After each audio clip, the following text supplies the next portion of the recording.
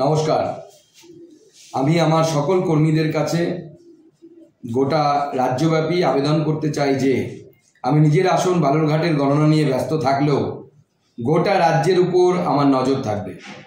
BJP কর্মীদের বলে রাখছি, ভোটে যেমন প্রাণ দিয়ে লড়াই দিয়েছেন, তেমনি গণনার দিন ধৈর্য ধরে শেষ পর্যন্ত মাটি কামড়ে পড়ে থাকতে হবে। জয়ের আনন্দে মাতলেও কেউ কোনো রকম উস্কানিতে পা দেবেন না, তেমনই পরিকল্পনা করে রেখেছে ভাইপো বাহিনী। তবে তৃণমূল যদি আক্রমণ করতে আসে, সবাই একসঙ্গে প্রতিরোধ গড়ে তুলবেন।